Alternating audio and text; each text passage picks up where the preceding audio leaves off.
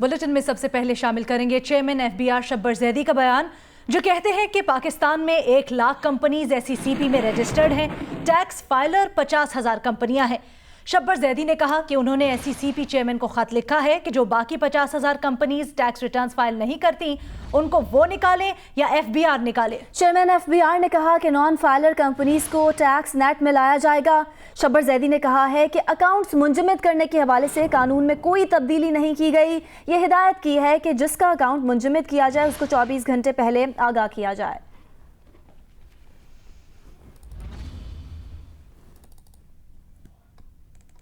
आपको हम बता रहे हैं शब्बर जैदी चेयरमैन एफबीआर, जिन्होंने आज सुबह प्रेस कॉन्फ्रेंस की और उसमें कहा कि पाकिस्तान में 1 लाख कंपनीज एसईसीपी में रजिस्टर्ड हैं, जिसमें से सिर्फ 50,000 कंपनीज टैक्स फाइलर्स हैं। उन्होंने बताया कि उन्होंने चेयरमैन एसईसीपी को खत लिखा है और कहा है कि बाकी की कंपनीज को वो बंद करें या फिर उनका नोटिस चेयरमैन एफबीआर खुद लेंगे। आज मैंने अभी खत लिखा है एसईसीपी के चेयरमैन को कि पाकिस्तान में 1 लाख कंपनी रजिस्टर्ड है। सुन ले मेरी बात, सुन ले प्लीज, सुन ले मेरी बात, प्लीज मेरी बात सुन ले। 1 लाख कंपनी रजिस्टर्ड है एसईसीपी में और हमारे पास फाइलिंग 50,000 से कम की है, राइट? और लॉ में है 50,000, जबकि लॉ में लिखा है कंपनी क्या इनकम हो नहीं हो, ऑपरेशन हो नहीं हो, रिटर्न फाइल करनी है। 1 लाख रजिस्टर्ड कंपनी है। आज ही तस्वीर छपी है कि 1,80,000 90,000 कंपनियां हैं जो एसईसीपी में रजिस्टर्ड हैं और जो टैक्स फाइलर हैं वो सिर्फ 50,000 हैं, 50,000 से कम है। तो मैंने अभी एसईसी चेयरमैन से बात की है, हम दोनों मिलकर या तो वो कंपनी को निकाल देगा वहाँ से या मैं निकाल दूंगा। हमारी लोगों को शिकायत थी कि ऑर्डर सर्व नहीं हुआ, ऑर्डर पास पोस्ट नहीं हुआ, उसको बताया नहीं गया, उसका बैंक अकाउंट फ्रीज हो गया। आज भी बैंक अकाउंट फ्रीज होने का राइट उसके ऑफिसर के पास है, ठीक है? उसकी इंटरनल अप्रूवल आज एफबीआर चेयरमैन के पास है, वो मैं डेलीगेट करके वापस उनको दे दूंगा। मगर बिजनेस में कम्युनिटी को ये क्लैरिटी होनी चाहिए कि किसी आदमी का अकाउंट 24 घंटे तक उस आदमी से बात करे बगैर, 2 पार्ट है उस सर्कल के, आप एक पार्ट पढ़ रहे हैं बार बार। पाकिस्तान स्टॉक एक्सचेंज में आज तेजी का रुझान रहा। कारोबार के दौरान 100 इंडेक्स में 1195 पॉइंट्स का इजाफा हुआ है। पीएसएक्स 100 इंडेक्स 34,637 की सतह पर बंद हुआ है। मार्केट कैपिटलाइजेशन में 196 अरब रुपए का इजाफा हुआ है। मजीद तफसीलात जानेंगे, रियाज एंडी ने हमें ज्वाइन किया है। रियाज, आज मुस्बत रुझान देखा गया है, कौन कौन से सेक्टर्स में तेजी रही? जी ओवरऑल जो है वो बाइंग स्प्री जो है छोटे जो शेयर्स हैं उसके अंदर नजर आई है। एंड उसकी वजह मेनली ये है कि जो मेजर इन्वेस्टमेंट थी वो हो गई है। अलीना, एक बात पहले मार्केट में ये भी हो रही थी कि शायद एनआईटी अपने फंड को जो है वो लॉन्च करेगा, जो बाइंग करेगा, वो भी अभी नहीं हुआ है। लेकिन जो बाइंग है वो बहरहाल इस वक्त नजर आ रही है। उसकी एक और वजह यह है कि रुपया भी जो अब अपनी जो हकीकी वैल्यू है उसके करीब है। तो ये सारे फैक्टर जो है वो इस वक्त स्टॉक मार्केट में बाइंग की वजह बने हैं। लेकिन इतनी बड़ी मूव के बाद हम ये नहीं कह सकते कि मार्केट जो है वो पलट गई है। मार्केट अब भी डाइसी है, मार्केट अब भी शॉक्स को ड्रॉप कर रही है और उसके ऊपर रिएक्ट कर रही है। लेकिन ये कि पिछले दिनों जो एडजस्टमेंट हुई है उसके बाद मार्केट ने अपनी कुछ बेहतरी दिखाई है। साथ में अगर रुपए को भी मैं लेके चलूँ तो आज रिकॉर्ड क्लोजिंग है 151.95 की, 3 रुपए 3 पैसे का मार्जिन के साथ 3 पैसे का आज भी इजाफा हुआ है डॉलर की कदर में इंटरबैंक में।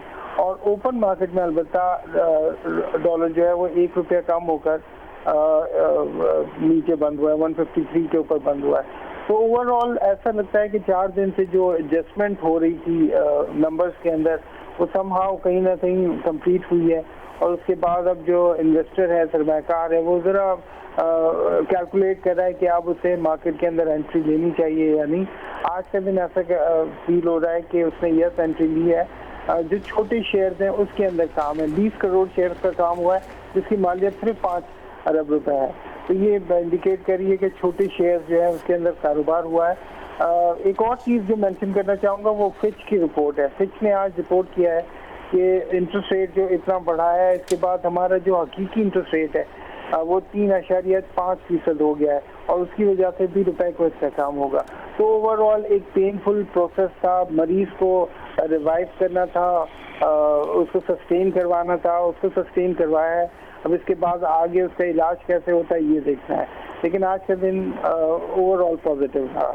ठीक, फिच रेटिंग के हवाले से भी रियाज आप बता रहे थे, फिच रेटिंग के मुताबिक शरह सूद में इजाफे से महंगाई के खदशात कम होंगे। और रियाज ने जैसे बताया कि पाकिस्तान स्टॉक एक्सचेंज में आज तेज़ी का रुझान रहा। फिर अगर डॉलर की बात करें तो इंटरबैंक में डॉलर आज 3 पैसे महंगा हुआ, जबकि ओपन मार्केट में डॉलर 1 रुपया सस्ता हुआ। रियाज अपडेट कर रहे थे आप, बहुत शुक्रिया आपका। ये भी एक बार फिर आपको बताते चले कि फिच रेटिंग के मुताबिक पाकिस्तान का मरकजी बैंक 2019 में शरह सूद 12.25% बरकरार रखेगा। शरह सूद में इजाफे से महंगाई के खदशात कम होंगे। पॉलिसी रेट में इजाफे से हकीकी शरह सूद 3.5% मुस्बत हो गई है। मुस्बत हकीकी शरह सूद से रुपया मुस्तहकम होगा। फिच के मुताबिक इजाफी शरह सूद से माशी सरगर्मियाँ मुतासर होंगी। सरमायाकारी, कर्जों की ज़रूरत और कंज्यूमर अखराजात कम होंगे।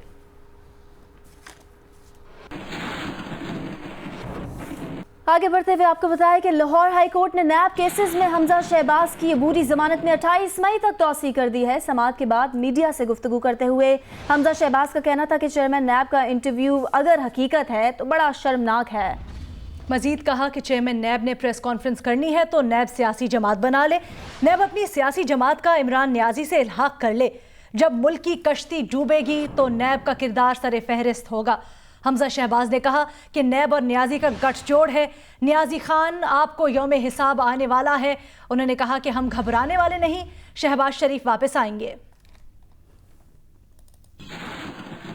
नैब चेयरमैन ने अखबार नवीसों को इंटरव्यू देना है, प्रेस कॉन्फ्रेंस करनी है, तो आज नैब को मैं मशवरा देता हूं कि वो सियासी जमात बनाएं और उसका नाम नैब रखें और इल्हाक इमरान न्याजी की जमात के साथ कर लें। ऑपोजिशन से बातें मिल बैठी हैं और कोई अपना जो है वो ज़ाती एजेंडा नहीं है, इस मुल्क का एजेंडा है, इस मुल्क की डूबती हुई मईशत का एजेंडा है। रमज़ान शरीफ के बाद APC बुलाएंगे और आवाम के दुख दर्द में बराबर शरीक होकर आवाम के साथ आवाज़ मिलाएंगे और पाकिस्तान की मईशत की खातिर, एक गरीब आदमी के दर्द की खातिर इंशाअल्लाह ताला हम आवाम का साथ देंगे। Chairman NAB justice retired Javed Iqbal के मुबैना इंटरव्यू का मामला, कई सवालात उठ गए हैं, कई सवालात सामने आ गए हैं। बिलावल भुट्टो जरदारी भी चेयरमैन नैब के खिलाफ मैदान में आ गए हैं। बिलावल भुट्टो ने चेयरमैन नैब की हल्फ से खिलाफ वर्जी के बारे में ट्वीट को रीट्वीट कर दिया। क्या चेयरमैन नैब ने सहाफ़ी को इंटरव्यू देकर अपने हल्फ की खिलाफ वर्जी की, ये सवाल उठाया गया था। चेयरमैन नैब ने हुकूमती अरकान और इत्तेहादियों के खिलाफ कार्रवाई हुकूमत गिरने के खतरे के सबब ना करने का एतराफ़ किया। साथ ही साथ आपको बताते चले कि चेयरमैन नैब ने एतराफ़ किया कि अगर इत्तेहादियों पर कार्रवाई की तो हुकूमत 10 मिनट में गिर जाएगी। चेयरमैन नैब ने सहाफ़ी को बताया कि खुदा गवाह है, हम ये हुकूमत के लिए नहीं मुल्क के लिए कर रहे हैं। चेयरमैन नैब ने कहा कि उनके एक इकदाम से मुल्क में ख़तरनाक बहरान पैदा हो जाएगा। चेयरमैन नैब ने कहा कि हुकूमत के खिलाफ नैब कार्रवाई से मुल्क को नुकसान होगा, हम ये नहीं चाहते हैं।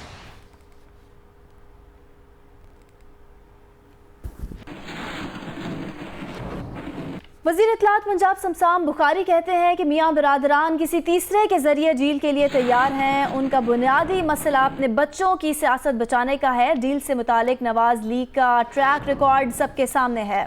उन्होंने कहा कि माजी की तरह शहबाज शरीफ ने फिर राह फरार इख्तियार की है। इमरान खान सच्चे साबित हुए, लूट मार करने वाले एक हैं। कौमी दौलत की एक एक पाई की हिफाजत करेंगे, किसी को माफ़ी नहीं मिलेगी, सबको जवाबदेह होना है।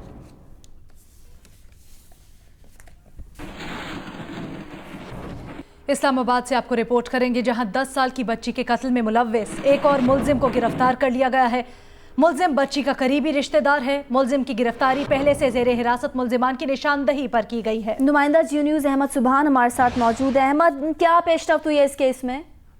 जी बिल्कुल, जिस तरह से ये मुल्जिमान की गिरफ्तारी का सिलसिला अभी भी जारी है और इसमें अभी भी पुलिस कोशिश कर रही है कि जो DNA टेस्ट हैं और जो दीगर जो साइंटिफिक बुनियादें हैं जिसमें जियो फेंसिंग वगैरह से मोबाइल्स का डाटा मैच किया जाए, कुछ CCTV कैमरास जो उधर जो इस्लामाबाद सेफ सिटी के प्रोजेक्ट के हैं उनको भी कोशिश की जा रही है कि जो लाश मिली है जंगल से उस तक किस रास्ते से पहुंचा गया। और इसी के साथ साथ जो इस एरिया में मोबाइल यूज हुए, जो इस घर के आसपास जो मोबाइल यूज हुए, जो इस फैमिली को इस दौरान कॉल्स आती रही, स्पेशली ये 15 तारीख से लेके 20 तारीख तक उन तमाम का डाटा रिट्रीव करने की कोशिश करी। और साथ ही साथ में आप जिस तरह से कल शाम में जब मुज़ाकरात कामयाब हुए और उसके बाद ये एहतजाज खत्म हुआ, तो आज के दिन में आईजी इस्लामाबाद भी इस बच्ची के घर पहुंचे और जाके इसके वालिद को यकीन दहानी करवाई है कि तमाम तर जो इनके जो पहलू हैं, तमाम तर जो तफ्तीश के वो इनके सामने रखे जाएंगे और हर सूरत ये यकीनी बनाया जाएगा कि इस मुलजिम को गिरफ्तार किया जाए और कैफरे किरदार तक पहुंचाया जाए। साथ ही साथ में जो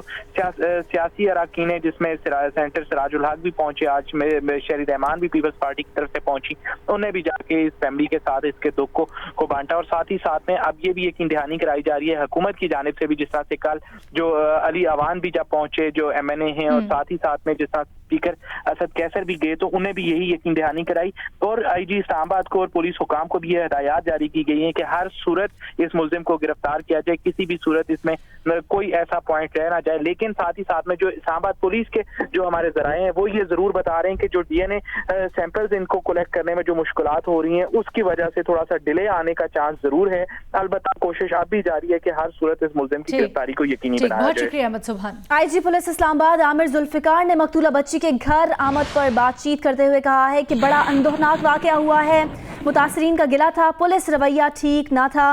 मुतासरा खानदान की शिकायत पर SHO को कल ही मुअत्तल कर दिया था। उन्होंने ये भी कहा कि हम चाहते हैं कि किसी के साथ ज्यादती ना हो। आईजी इस्लामाबाद ने कहा कि 2 टीम्स बनाई हैं, एक को SP और दूसरी टीम को DIG लीड कर रहे हैं। इस तरह के मामले में हमने बहुत से लोगों को तफ्तीश में रखा हुआ है। उन्होंने कहा कि अभी हम सारी चीज़ें नहीं बता सकते, जैसे ही कोई अपडेट सामने लाएंगे।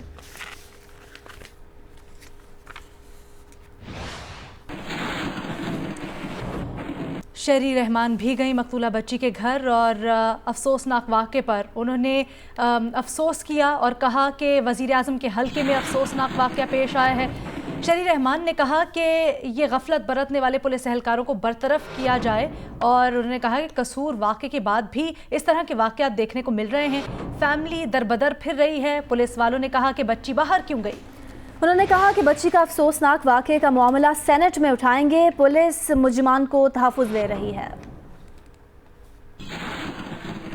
दिल से जो तकलीफ हुई है ये सुन के, जब बच्चों के साथ होता है, ये मजलूम है, इन्होंने क्या देखा है, अभी दुनिया में क्या देखा है। अगर ये छोटी मोटी अपनी खुशियाँ रमज़ान में भी नहीं अपने सहन में बांट सकते या हमसाए के घर नहीं जा सकते, तो किस तरह का दम घोट रहे हैं आप। घर भेजना बहुत आसान है, इनको जेल में होना चाहिए। बड़ी तकवीत होगी उनको जो उन्होंने किया है। उसके बाद उन्होंने पूरे पाकिस्तान का दिल दहला के रख दिया है कि ये इंसाफ है, ये SHOs कर रहे हैं हमारे लोग, और हर जगह ये हो रहा है। लेकिन इस थाने में उसने करने की हिम्मत की, प्राइम मिनिस्टर के हल्के में। आप मुझे बताएं ये क्या हो रहा है। अमीर जमात इस्लामी कत्ल होने वाली मासूम बच्ची के घर पहुंच गए। मीडिया से गुफ्तगू में कहा कि शर्मिंदा हैं कि रमज़ान में भी कौम की बेटी की इज्जत महफूज नहीं।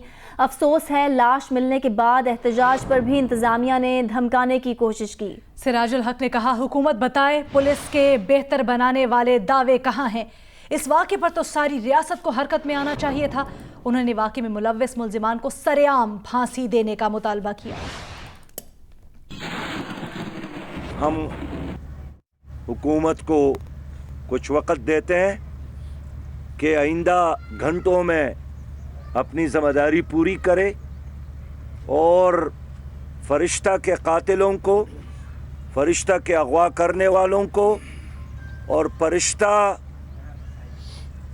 की असमत को तार तार करने वालों को चौक में ऐसा सज़ा दे ताकि कल कोई और दरिंदा और वहशी इस तरह कोई इक़दाम ना करे, वो सबक सीखे और आइंदा नस्ल भी उनसे सबक सीखे।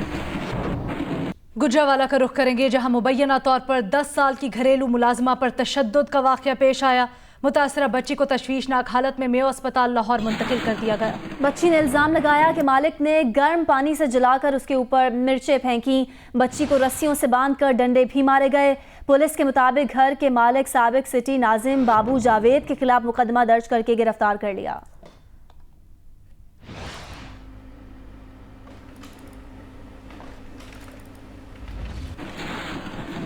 सुपर हाईवे के करीब न्यू सब्जी मंडी में 2 गिरोहों में फायरिंग के वाक़े का मुकदमा दर्ज कर लिया गया है।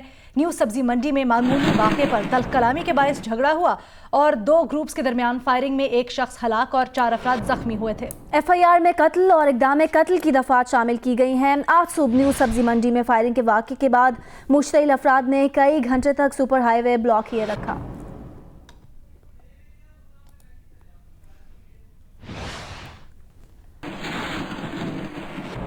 आपको लिए चलते हैं कराची, जहां पर मुशीर इत्तलात सिंध मुर्तज़ा वहाब इस वक्त मीडिया से गुफ्तगू कर रहे हैं और वो हमें सपोर्ट नहीं कर रही थी, तो सिंध हुकूमत ने फैसला किया कि आइन के आर्टिकल 157 के तहत हमें ये इख्तियार हासिल है कि हम ट्रांसमिशन लाइन कंपनी बना सकें और ट्रांसमिशन पर काम कर सकें। इस तरीके से हमने STDC कंपनी कायम करने का फ़ैसला किया और जो कानूनी एतबार से मंजूरी दरकार है वो तमाम मंजूरी हमने वफाकी हुकूमत से ली।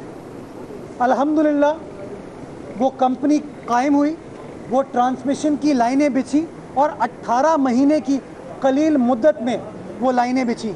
और आज आप देख सकते हैं कि ना सिर्फ नूरियाबाद पावर कंपनी का 100 मेगावाट का प्रोजेक्ट कामयाबी के साथ चल रहा है, बल्कि ये Sindh transmission and dispatch company कामयाबी के साथ उस 100 मेगावाट बिजली को कराची इलेक्ट्रिक कंपनी को मुंतकिल कर रही है। और इस प्रोसेस में ये कंपनी ने 450 मिलियन रुपए की आमदनी इस साल कमाई है। 450 मिलियन रुपए।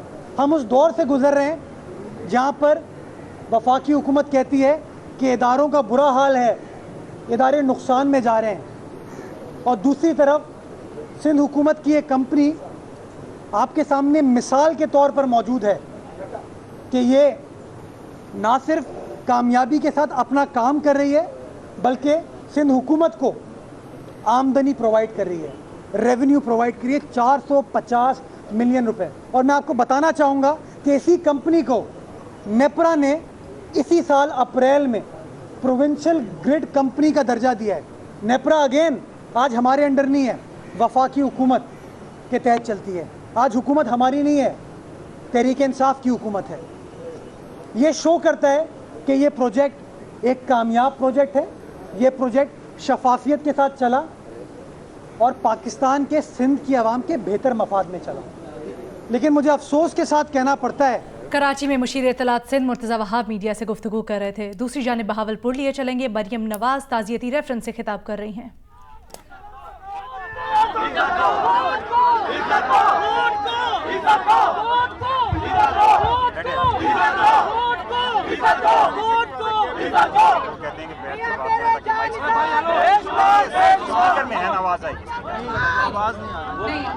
स्पीकर से आएगी। मैं आपसे कुछ बातें करना चाहती हूँ अपने दिल की। वादा करें कि खामोशी से सुनें, ताकि हम और आप कोई दिल की बातें करें, ठीक है? तो मेरे भाइयों, अगर बैठ सकते हो तो बैठ जाओ। बैठ जाओ। आपके माइक में ठीक आवाज आ रही है? मैं बैठ जाऊँ? सॉरी बली भाई, ये किसका है? हवा नहीं आ रही, हवा भी नहीं आ रही। बैठ जाओ यार, बैठ जाओ। ये मोबाइल नीचे डालना,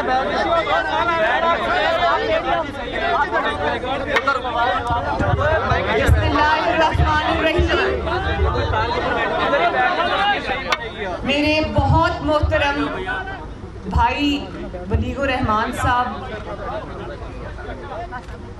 राना सनाउल्लाह साहब और जितनी भी क़यादत यहाँ पे बहावलपुर की मौजूद है, MNAs हैं, MPAs हैं, वर्कर हजरात हैं, हमारे जितने भी ओहदेदारान हैं, सबको मेरी तरफ से अस्सलाम वालेकुम।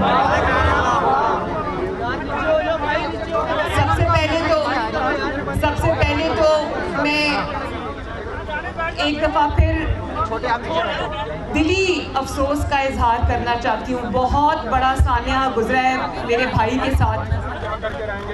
उनकी ज़ौजा इस दुनिया से चली गई। उनका एक बहुत ही मासूम सा बेटा फसीउर रहमान इस दुनिया से चला गया। औलाद का दुख अल्लाह ताला कभी किसी के माँ बाप को ना दुखाए।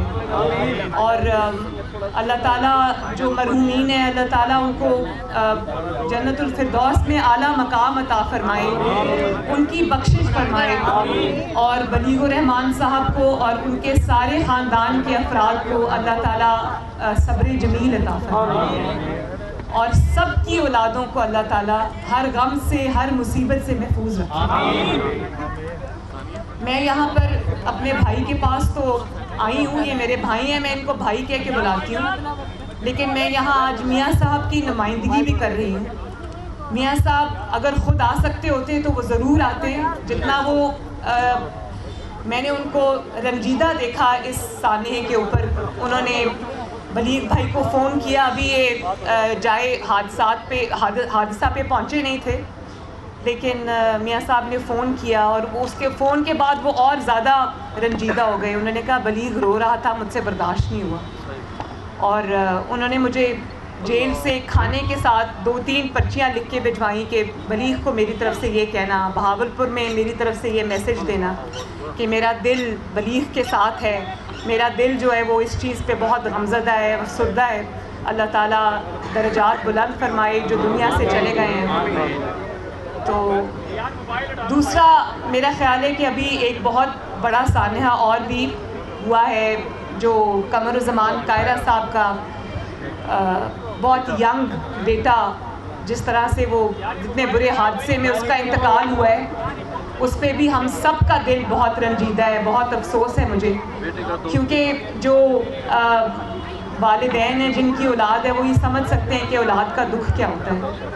और जो बच्चा है उसामा, शायद उसका नाम है, उसामा के साथ उसका एक दोस्त, बहुत खूबसूरत सा मासूम सा बच्चा था, उसकी भी डेथ हो गई। मैं उसके वालिदैन को नहीं जानती, मैं उसामा को नहीं जानती, लेकिन हम उनसे भी दिली हमदर्दी का इजहार करते हैं और उनके दर्जात की बुलंदी को और बख्शिश का भी के लिए भी दुआ करते हैं। इसी तरह मेरे भाइयों और बहनों, शायद आपने सुना हो, ये सोशल मीडिया पे मैं देख रही थी, कुछ तस्वीर आई। मोहम्मद से ताल्लुक़ रखने वाला एक ख़ानदान था, उसकी बच्ची फरिश्ता, जिस तरह से उसकी बेहुरमती की गई और उसका कत्ल किया गया बेरहमाना अंदाज से। मैंने जो तस्वीर देखी, मेरा दिल कांप उठा। मेरी अपनी 2 बेटियां हैं और मुझे मैं खुद किसी की बेटी हूँ, मुझे एहसास है कि ये कितना बड़ा दुख था। और आप ये देखो, इस्लामाबाद में उसका वालिद कोई मजदूरी करता है या काम करता है, मैं नहीं जानती वो कौन लोग हैं, मगर जब वो बच्ची दरिंदगी का निशाना बनी, उसके बाद कोई हस्पताल उसकी जो पोस्टमार्टम करने को तैयार नहीं था, किसी थाने ने उसकी रिपोर्ट दर्ज नहीं की। तो मैं अरबाब इख्तियार से ये कहना चाहती हूँ कि इस चीज़ का नोटिस लें। वो सिर्फ मोहम्मद की बेटी नहीं थी, वो किसी कबायली इलाके से ताल्लुक़ रखने वाली बच्ची नहीं थी, वो पाकिस्तान की बेटी थी। और जो लोग बेटियों वाले हैं वो इस चीज़ का एहसास करते हैं। और मैं अपने जो कबाइल, मोहम्मद कबाइल के जितने भी बहन भाई हैं, उनसे मैं हमदर्दी का भी इजहार करती हूँ और मैं उनके साथ इस दुख की घड़ी में खड़ी हूँ। और इंशाअल्लाह ताला हम उसके लिए, फरिश्ता के लिए आवाज़ भी उठाएंगे। अल्लाह ताला उसके माँ बाप को भी सब्र अता फरमाए। और ये तो मेरे भाइयों बहनों, ये वो वाले सानहात हैं जो इनफरादी भी हैं, जिनका ताल्लुक़ एक ख़ानदान से है। लेकिन एक सानहा पाकिस्तान के साथ ऐसा भी हुआ है जिससे 22 करोड़ अवाम चक्की में पिस गए। ये हुकूमत जो आई है, ना लायकों की ना अहलों की, ये भी गरीब आवाम के लिए किसी सानहे से कम नहीं है। तो आज अगर इस सानहे का जिक्र ना किया जाए, हमारे मुल्क के साथ जो सानहा गुजर रहा है उसका जिक्र ना किया जाए तो ज्यादती होगी। मुझे बताएं, मेरे बहन भाई यहाँ पर खड़े हैं, रोज सुबह जब उठते हैं तो क्या खबर सुनते हैं? 10 महीने हो गए मेरे भाइयों बहनों, बहावलपुर के मेरे भाइयों बहनों, 10 महीने हो गए, एक अच्छी खबर सुनी पाकिस्तान में?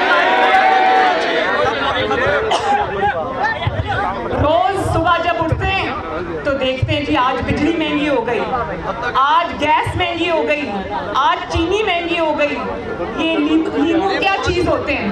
लीमू गरीब जो है ना, रोजों में पहले लीमू और चीनी डाल के वो स्कंजबीन बनाया करता था। 50 रुपए किलो भी लीमू की बड़ी कीमत होती थी, आज 400 रुपए किलो है।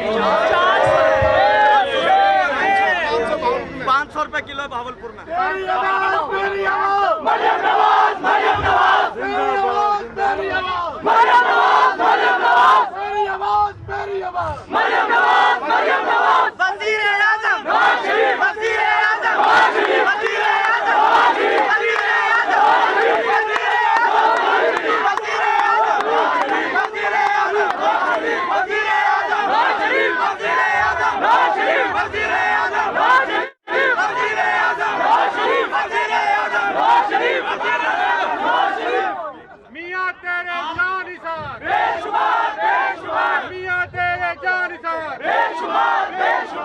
और आप जानते हैं जब बिजली का और गैस का बिल आता है, गैस की कीमतों में पिछले चंद माह में 140% इजाफा हुआ है। बिजली की कीमतें देखो कहां से कहां पहुंच गई हैं। मुझे एक औरत मिली, भाइयों जरा सुने, मुझे एक औरत मिली, गरीब औरत थी। उसने कहा मैं कपड़े धोती हूँ लोगों के घरों में, 20,000 रुपया कमा लेती हूँ मुख्तलिफ घरों में कपड़े धो के। कहने लगी कि मेरा बिल जो है इस दफ़ा बिजली का वो 25,000 रुपया है।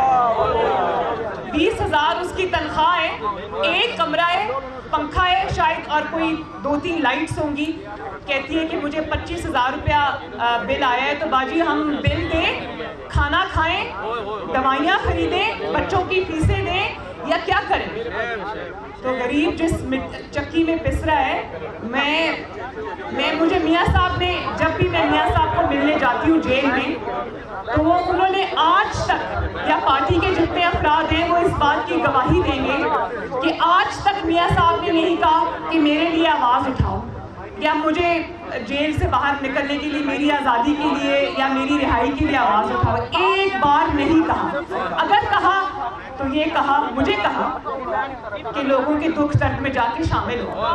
मरियम बाजी कदम बढ़ाओ, हम तुम्हारे साथ हैं। मरियम बाजी कदम बढ़ाओ, हम तुम्हारे साथ हैं। मरियम बाजी कदम बढ़ाओ, हम तुम्हारे साथ हैं। मरियम बाजी कदम बढ़ाओ, हम तुम्हारे साथ हैं। गरीबों को जुल्म से बचाओ, हम तुम्हारे साथ हैं। वज़ीर आज़म नवाज शरीफ, वज़ीर आज़म नवाज शरीफ, वज़ीर आज़म नवाज शरीफ।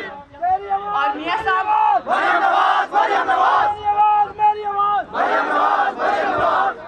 मियाँ साहब ने कहा कि मैं तो इस वक्त अवाम के बीच में नहीं जा सकता। जाओ, जाकर लोगों के दुख दर्द देखो, जो महंगाई की चक्की में पिस रहे हैं, कारोबार बंद हो रहे हैं, तनख्वाहें उतनी है या बढ़ी है?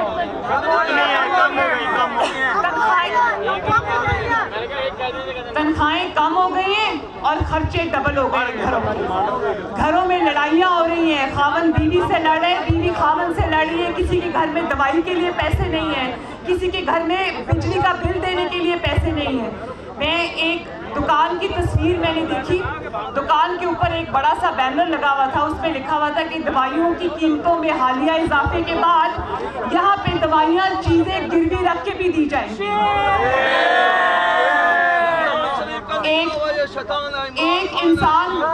एक इंसान का मैंने सोशल मीडिया पे कोई पढ़ा, वो कहता है कि मैं दुकान पे, फार्मेसी पे खड़ा था, दवाइयों की दुकान पे, तो मैं कोई दवाई ले रहा था, तो एक बूढ़ा 70-75 साल के कोई बारिश बुजुर्ग थे, वो आए, उन्होंने कहा बेटा मुझे ये दवाई 2 महीने की दवाई वो लेके जाया करते होंगे पहले, तो उन्होंने कहा बेटा ये तो 7,000 रुपये की दवाई है, इस दफ़ा आपने मुझे 10,000 की और 10,500 की दवाई आपने दी है। उसने कहा बड़े मियाँ कीमतें बढ़ गई हैं। कहते बेटा कुछ रहम करो, मेरा बेटा मेरा खर्चा उठाता है, मैं किस मुँह से जाके उसके आगे हाथ फैलाऊँ कि मेरी दवाइयों की कीमत बढ़ गई है तो मेरी जो महीना का वजीफ़ा मुझे मिलता है वो ज़्यादा कर दो।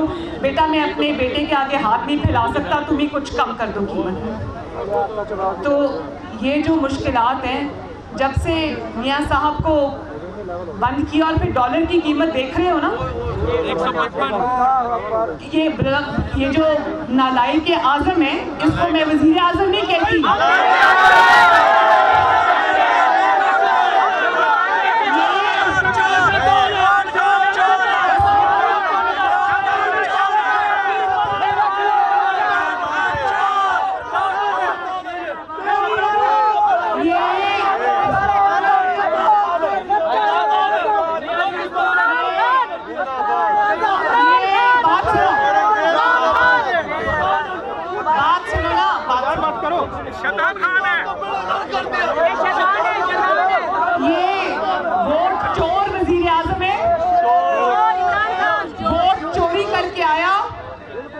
दरवाजे से आया और आज देखिए ना जरा एक इफ्तारी क्या हो जाती है ऑपोजिशन की, इनकी टांगें कांपने लग जाती है।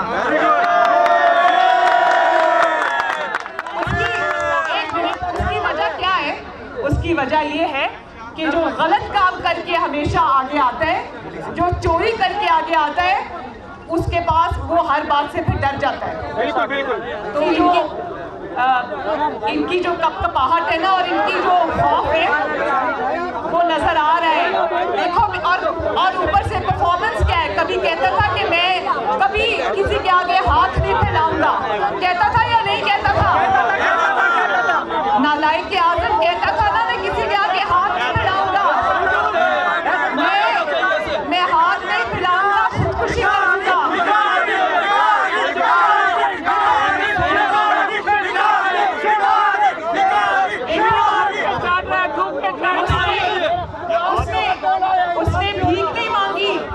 उसने भीख नहीं मांगी, उसने पूरे के पूरे मुल्क के खजाने की चाबियां IMF के हवाले कर दी।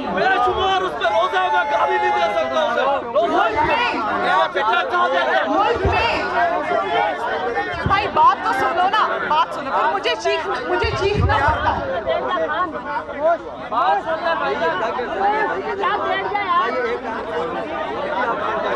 मुल्क के अंदर मेरी बात सुनो, मुल्क के अंदर बिजली महंगी है कि नहीं? मेरी बात का जवाब दो, मैं कुछ सवाल पूछूंगी। बिजली महंगी है या नहीं? गैस महंगी हुई या नहीं? आटा महंगा हुआ कि नहीं? सब्जियां महंगी हुई कि नहीं?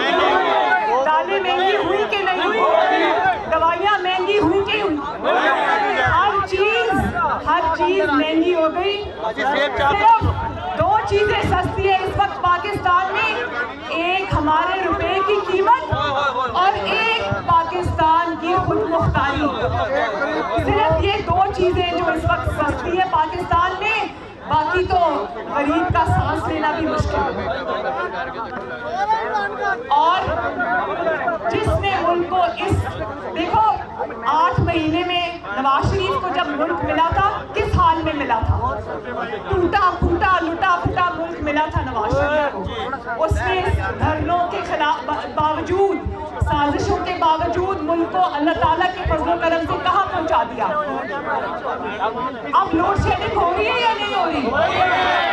लोड शेडिंग को नवाज शरीफ ने खत्म किया, दिन रात बिजली के कारखाने लगाए और उसका क्रेडिट भी अब ये लेना चाहते हैं। और नवाज शरीफ ने जितने भी काम किए अपने खिलाफ साजिशों के बावजूद, धरनों के बावजूद, वो मुल्क को कहाँ ले गया। और कितनी बड़ी नालायकी चाहिए उस चीज के लिए कि मुल्क को बाहर से यहाँ लाने में 8 महीने में नालायक के आज़म ने मुल्क का ये हाल कर दिया।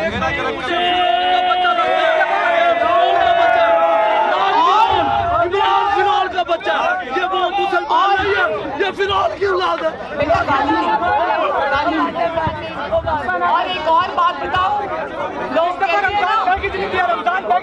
लोग कहते हैं ना कि इसकी हुकूमत गिरानी चाहिए, लोग कहते हैं ना इसकी हुकूमत गिरानी चाहिए।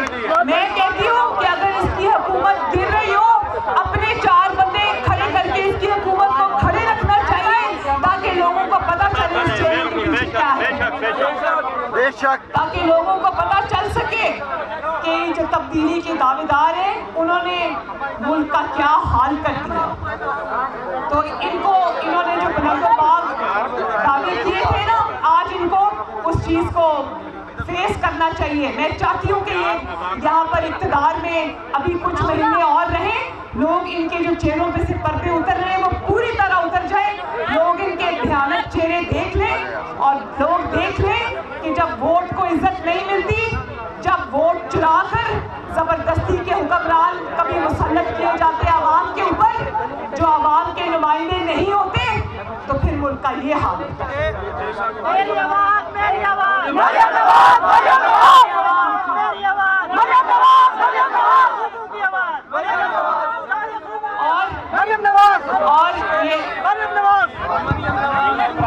ये जो तरक्की के दरवाजे पाकिस्तान पे बंद हो गए हैं ना, ये जो दहशतगर्दी फिर से वापस आ रही है, महंगाई फिर से वापस आ रही है, जो दूसरे मुल्क में आप तमाशा बन रहे हैं, हमारा जो नालायक आज़म है वो मुल्क के दूसरे मुल्कों के दौरे करने नहीं जाता, वो पैसे मांगने जाता है, वो पैसे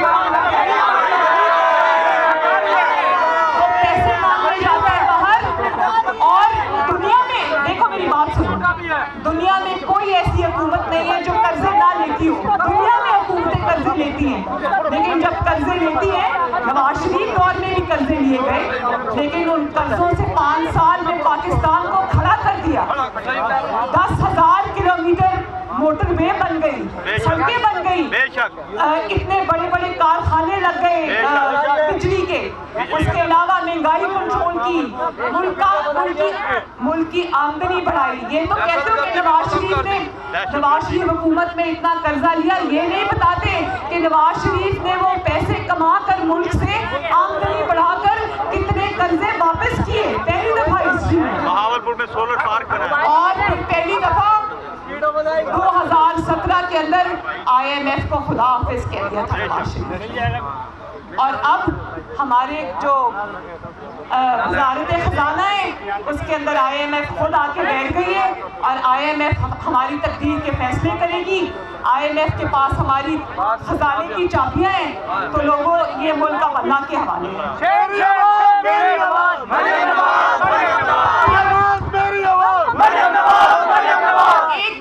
एक बात, मैं मियाँ साहब के हुक्म के मुताबिक मैं अपने अवाम के साथ खड़ी हूँ, इंशाअल्लाह उनके दुख दर्द में शरीक होंगी, उनकी आवाज़ बनूंगी, और ये मुल्क में जो तरक्की के दरवाजे बंद कर दिए गए हैं ना, खुशखबरियों के दरवाजे बंद कर दिए गए हैं, इंशाअल्लाह ये दरवाजे खुलेंगे, ये दरवाजे खुलेंगे उस दिन कोर्ट लखपत जेल का दरवाजा टूटेगा, जेल का फाटक टूटेगा, जेल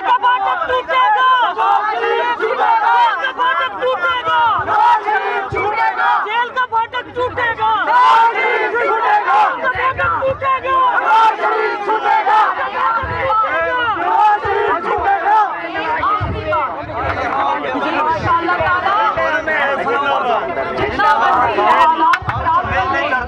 मेरे भाइयों बहावलपुर के बहन